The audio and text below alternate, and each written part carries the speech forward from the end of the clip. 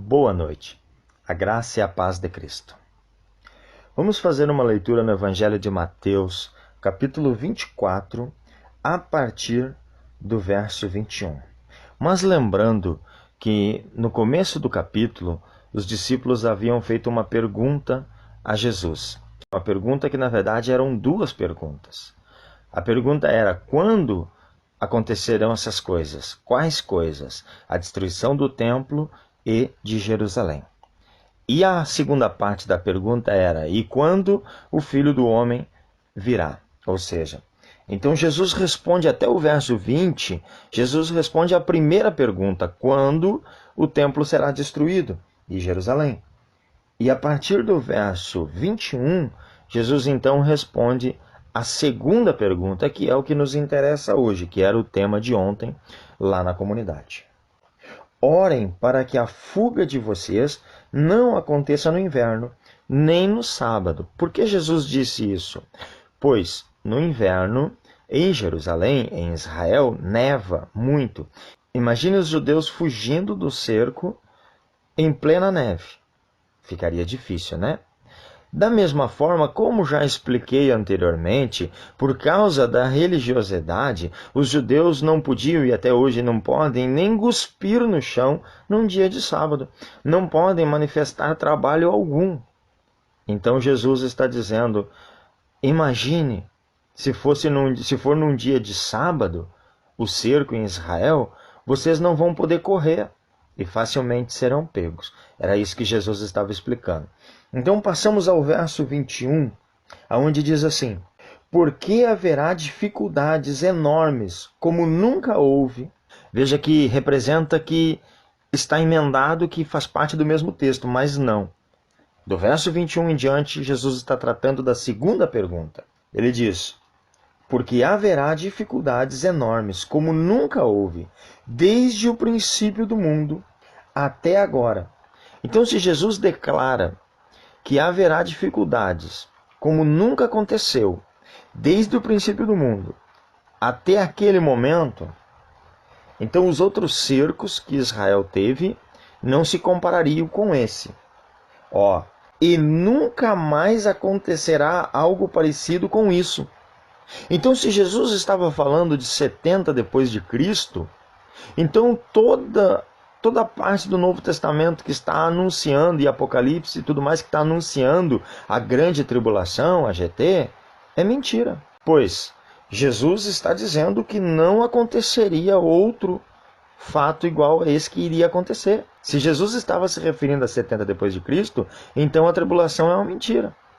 Mas como nós sabemos que Jesus não mentiu, e a tribulação virá, então nós sabemos que Jesus não estava falando de 70 depois de Cristo. Aqui, até o verso 20, Jesus estava falando de Tito, em que aconteceu toda a destruição que aconteceu em 70 depois de Cristo, logo ali depois de Jesus. Mas do verso 21 em diante, Jesus está falando da grande tribulação, que seria 2 dias depois, ou seja, 2000 anos. Porque segundo o Salmo 90, um dia para Deus são 1000 anos para nós. Verso 22. De fato, se a duração desse período não tivesse sido limitada, ninguém sobreviveria. Veja bem, olha quão terrível será a tribulação. Jesus está dizendo, se não fosse aqueles dias abreviados, veja que Jesus, ele é o alfa e o ômega, ele está falando no presente. Ou seja, ele está falando agora. Ele está vendo. É como se ele estivesse vendo. E na verdade estava. Porque ele é onipresente. E se aqueles dias não fossem abreviados, não sobreviveria ninguém. Mas por causa dos escolhidos, sua duração será limitada. Terá um tempo. 3 anos e meio. Verso 23. Nesse tempo, se alguém lhes disser: vejam, aqui está o Messias, ou ali está ele, não creiam, porque aparecerão falsos messias e falsos profetas, realizarão grandes milagres, coisas extraordinárias, para enganar até mesmo os eleitos, se fosse possível. Veja que Jesus está dizendo naquele dia, apontando bem longe naquele dia. Naquele dia aparecerão falsos messias e falsos profetas. Jesus não está falando de muitos que a gente conhece hoje. Jesus está falando do falso profeta e do falso Messias. Por quê? Porque antes do Messias tem que vir o Elias, tem que vir o profeta. Então Jesus está falando especificamente daqueles que estão preparando o caminho para o Messias, que na verdade é o anticristo. Né? Aqueles que são o falso profeta, ou seja, o falso Elias, o falso João Batista, porque o verdadeiro Elias era João Batista e o verdadeiro Messias era Jesus. Então Jesus está se referindo àqueles que se dizem ser os preparadores do caminho, mas na verdade não são. Muitos assim aparecerão, disse Jesus. Ou seja, aquele que chega, bate no peito e diz, eu estou fazendo. Né? É contra esses que Jesus está alertando. Verso de número 25. Eu os avisei antecipadamente. Veja que Jesus está avisando. Você já está avisado, eu já estou avisado, nós estamos avisados. Portanto, não há desculpa, porque nós já sabemos. Então, se pessoas lhe disserem, ouçam ele, está no deserto, não vão. Ou vejam, ele está escondido em uma sala secreta, não vão, pois ele não estará. Jesus está declarando, quer você queira, quer não queira. Jesus está declarando que até a tribulação ele não iria interferir. Que até a tribulação, qualquer sinal e maravilha que acontecesse, não seria ele. Não seria a mão dele. Você está entendendo isso? Você está vendo? Leia bem aí na tua Bíblia. Para depois não dizer que eu estou mentindo. Leia verso 26. Então, se pessoas lhes disserem, ouçam, ele está no deserto, não vão. Ou vejam, ele está escondido em uma sala secreta, não vão. Não é ele, não é o Filho do Homem. Você está entendendo isso? No verso anterior ele diz que os falsos profetas, ou seja, aqueles falsos antecessores de Jesus, fariam sinais e maravilhas que, se possível, enganariam até os escolhidos. Só não é possível porque ele deixou o conhecimento dele. E através da sabedoria, por isso os filhos não são enganados. Então não te engane, meu irmão, minha irmã, mas Jesus não interfere. Por 2 dias ele ficou oculto depois da crucificação. Até que no 3º dia, no final do 2º dia, início do 3º, ele apareceu. Ou seja, Jesus por 2000 anos ficou oculto de nós. Mas agora ele está às portas, ele está prestes a aparecer de novo. Jesus não é privilegista, que privilegia um ou outro. Não. Deus não interfere. Está aqui, está provado na Bíblia, que ele não interferiria. Vocês ouviriam pessoas dizendo, ele está aqui, ele está ali, ele está manifestando nesta igreja sinais e maravilhas. Não é ele. É a palavra quem está dizendo, não sou eu. Só estou repetindo que nem um papagaio. Só repetindo o que está escrito. É a palavra que está dizendo, não eu. Não acreditem. Verso 27. Pois quando o Filho do Homem vier, será como um relâmpago, que sai do leste e se estende até o horizonte ao oeste. Olha o que Jesus está dizendo, quando ele vier, será como um relâmpago. Aqueles que não creram, aqueles que não acreditaram, que não guardaram o seu puro ensinamento, nem verão a sua vinda, ou só verão no dia do juízo, nem verão ele chegar, porque ele chegará como um relâmpago, como um som que ele é, como um espírito, de um canto a outro da terra, de um canto a outro daquilo que nós conhecemos. Verso 28. Onde houver um cadáver, aí se encontrarão os abutres. Em outro momento, em outro áudio, eu explico melhor, porque aqui demanda muito tempo para explicar essa império. Verso de número 29. Imediatamente. Você sabe o que é imediatamente? Imediatamente é logo após. Não é antes. É logo após. É depois. Imediatamente é depois. Imediatamente após, depois, as dificuldades daqueles tempos. Quando é que Jesus vai vir? Logo depois. Portanto, mais uma coisa que nós estamos refutando: o arrebatamento da igreja antes da tribulação é mentira, segundo as Escrituras. Está aí, verso de número 29 de Mateus 24. E você nunca tinha percebido, né?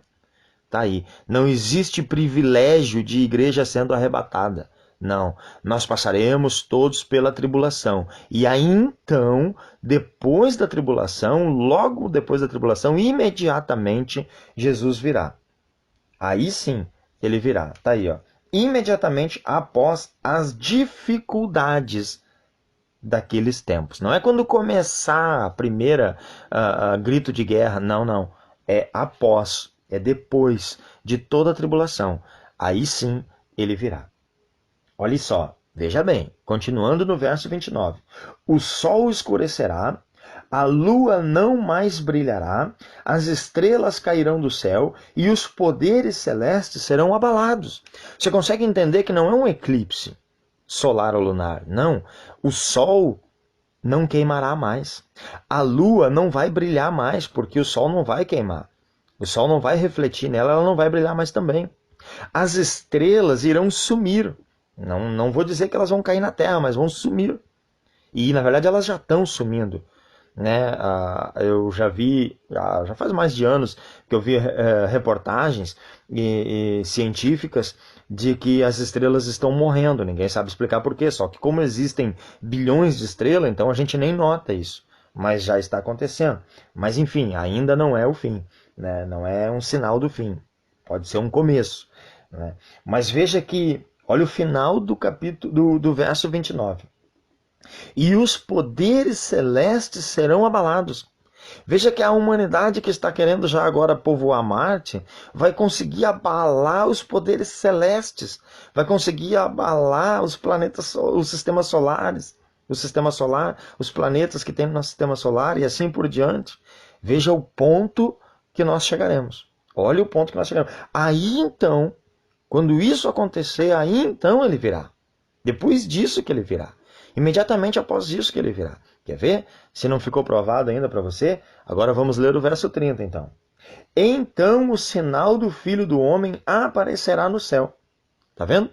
Então, só depois disso tudo é que então o sinal do Filho do Homem vai aparecer nos céus. Todas as tribos da terra se lamentarão. Não será só as 12 tribos de Jacó, de Israel. Serão todas as famílias, todas as tribos da terra se lamentarão. E verão o Filho do Homem vindo nas nuvens, com grande poder e glória. Só depois é que nós vamos ver. Verso de número 31.